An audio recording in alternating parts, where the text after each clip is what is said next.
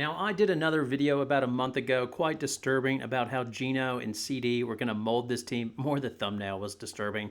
And we're going to take a look at how the molding has gone. Before we start, if you enjoy the content, then please consider subscribing to the channel and giving the video a like. Now, on Saturday, UConn got probably the best test that they will get out of the Big East, which was playing Creighton. Unfortunately for Creighton, their primary ball handler, Kiana Lockett, she was out with an injury, and UConn took advantage, forcing them into 18 turnovers, which is higher than their norm, which is usually 11 per game.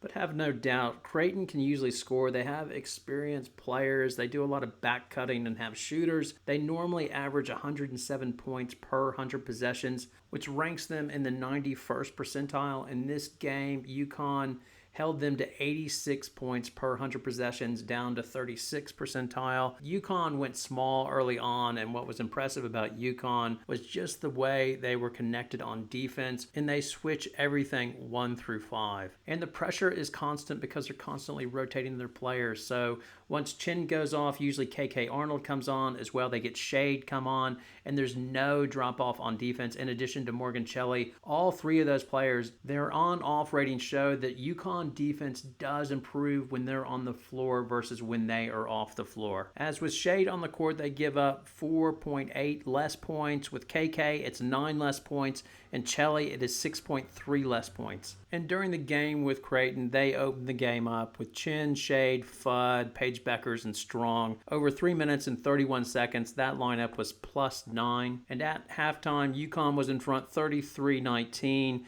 And Paige Beckers hadn't really done much early on because in the first half, it was really the Sarah Strong show. Creighton had no answer for Sarah Strong. And then in the second half, Paige Beckers joined in, got more aggressive, and then it was the pick and roll. Paige Beckers, Sarah Strong, and just looking at how dynamic both of those two together, it is just really a beautiful thing and a dangerous thing for opponents. And what UConn is doing is they will throw it into Sarah Strong at the high post. As well, she has the option to pop out and grab it up high.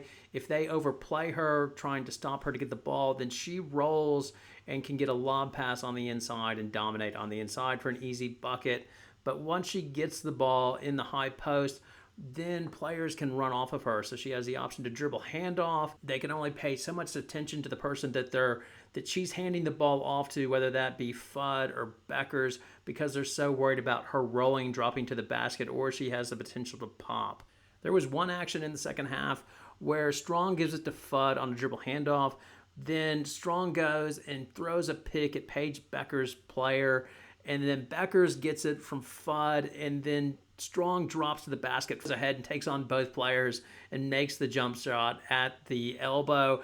But Strong was open, and that's just, it's choose your poison, basically. And I'm sure all UConn fans are happy when Paige Beckers gets a little bit selfish, but of course she couldn't help herself. At the 3:38 mark, another pick and roll presented itself, and straight away she gave it for Strong for the easy layup, and it is just money, money, money. In this game, her defense stood out as well because she's the most athletic player on the court in this game.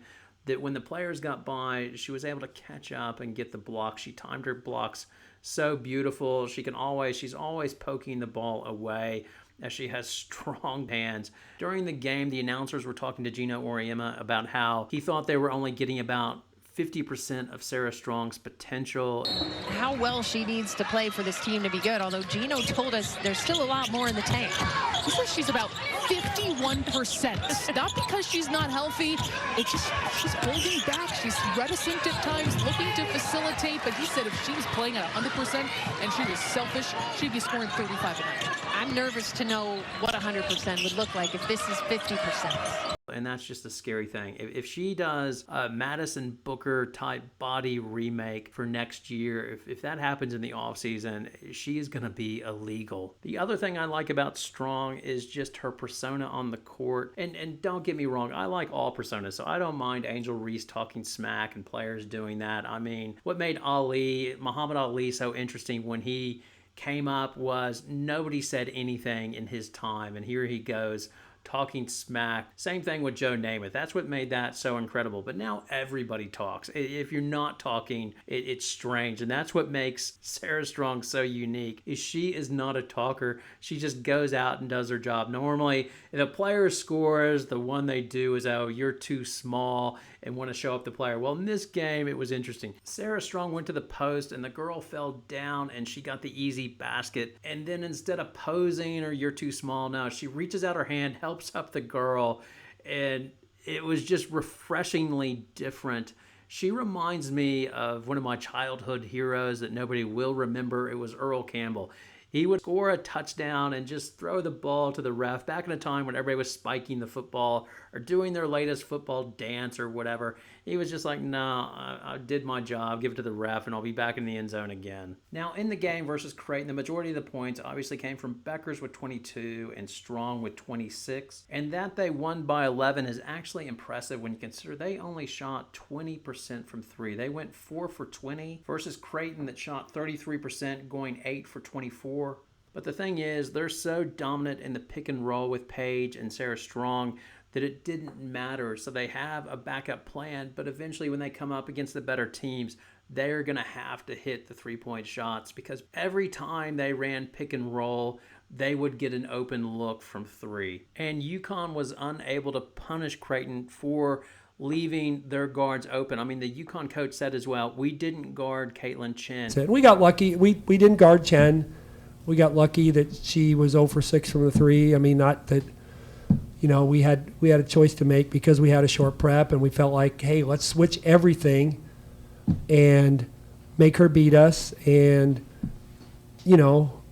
that's been an issue, is Caitlin Chen is struggling from the three-point line. As well, KK Arnold has struggled all season in addition to Chen. So both of those players, and they switch on and off, but you just don't have a consistent shooter right there. And Gino is trying to build them up as much as possible. So in the last game versus Villanova, Chen broke out going, what did she go? 7 of 8 for 85% from two, and she went 2 of 3 from three. And he was saying she put in a lot of work on her shot, and it's starting to come around, and she just needs to get out of the month of January. Seeing the ball go in today, that was just great.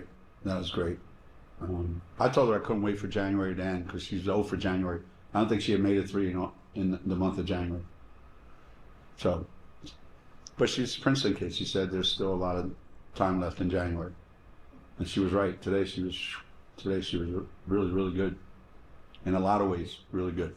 And frankly, that is what the coach is supposed to say. But at some point, I wonder, will the temptation be to have both KK Arnold and Caitlin Chen off the court and Ashlyn Shade on there along with Fudd, Beckers, Strong, and El Alfie? And the reason I say that is I want dead-eye shooters on the court with Beckers and Strong. And if you look at Ashlyn Shade, she's having quite a nice season. She's shooting 42% from three. Look at her shot chart. She can just hit it from anywhere on the court. And I'm not saying this would be your predominant lineup, but I would like to see it. I would like to see them go a few minutes with both KK and Chen off the court. The other one I'd like to see is Morgan Shelley at the 4, Sarah Strong at the 5, and then once again going Fudd, Paige Beckers, and Shade on the court. I'd love to see those 5 in a lineup because as well, Morgan Shelley is a threat with her three-point shot in the corner.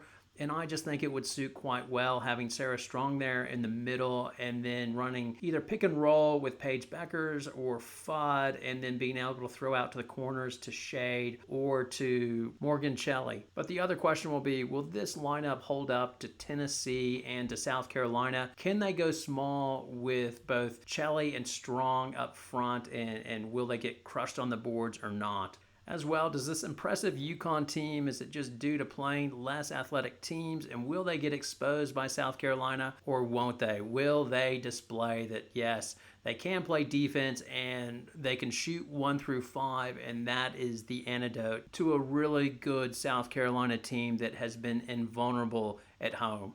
Well, February cannot come soon enough for Caitlin Chen's shot and as well these games versus Tennessee and South Carolina. Now it's over for you for your comments and poison. Thanks so much for watching. Have a great night.